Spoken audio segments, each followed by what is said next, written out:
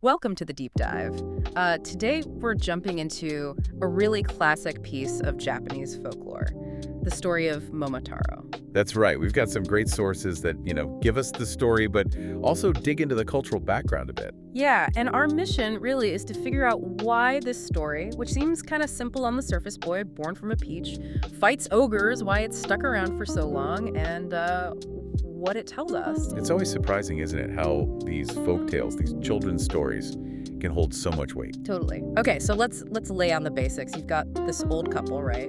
Childless. Uh-huh. And they find this giant peach floating down the river. Huge peach. And inside, well, there's a baby boy. So they name him Momotaro. Makes sense, Peachboy. And he grows up strong, brave. Right, and then he hears about these ogres, the Oni. Yeah, the Oni on Onigashima Ogre Island. They're causing trouble, stealing, generally being pests. Classic ogre behavior. Fierce-looking dude, usually got horns, fangs, that sort of thing. Definitely. So Momotaro, being the hero, decides he's got to do something. He sets off to confront them. Okay, but he doesn't go alone, which is key.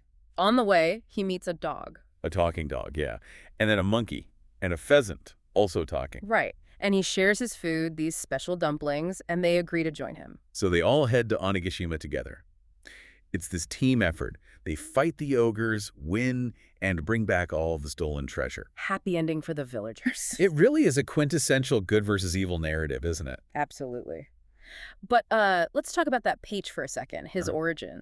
Yes. Yeah. Because it's not just a random fruit. Not at all. In Japanese culture, peaches are, well, they're loaded with symbolism, luck, definitely, but also mystical power. Power to ward off evil, right? I've read about that. Like, they're used in purifications sometimes. Exactly. So being born from a peach, it marks Momotaro right from the start. He's special, destined for good things, maybe even inherently pure. Sets the stage perfectly. Now, about those ogres, the Oni.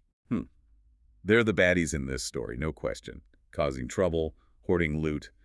Momotaro needs to stop them.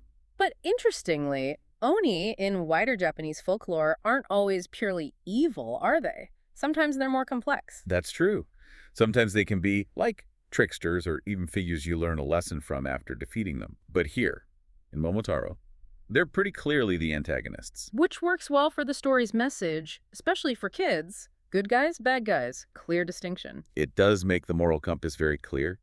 But going back to his journey, he didn't beat them by himself. Oh, definitely not. That's maybe one of the biggest takeaways. The dog, the monkey, the pheasant, they were crucial. Totally. Each one uses their own skills. It's all about teamwork, collaboration. You need others to achieve big goals. Such a powerful message, really. Strength in unity. And think about how this story spread. It started as, oral tradition, different versions in different places. And yet Momotaro is now, universally known across Japan. He's everywhere. Everywhere. Picture books, movies, anime, commercials, games. He's a cultural icon, deeply embedded. It makes sense, though, because generations have used the story to teach kids about important values. Yeah, traditional Japanese values. Courage, obviously. But also, helping others, working together. It's education wrapped in adventure. It's more than just entertainment. It's cultural transmission. Precisely. And what's interesting now is you see modern takes on it, too. People retelling the story, maybe giving the ogres a bit more backstory or a different perspective. Oh, that's cool. So, maybe exploring why the ogres were doing what they did. Kind of, yeah. Or questioning Momotaro's motives sometimes. It shows the story is still alive, still relevant enough for people to reinterpret and play with. It adapts. So when we wrap this all up, this deep dive shows Momotaro isn't just some simple kid's adventure. It's packed with symbolism, reflects key cultural values like bravery and teamwork, and its sheer staying power across, well, everything really speaks volumes about narrative itself. It really does. Yeah. Which leads to a final thought, maybe for you listening. Why do some stories just stick? Ancient tales, modern blockbusters, whatever. What makes them resonate across time, across cultures? And what do those enduring stories tell us about, well, us? About shared human stuff, the values we hold on to. Something to chew on maybe next time a story really grabs you.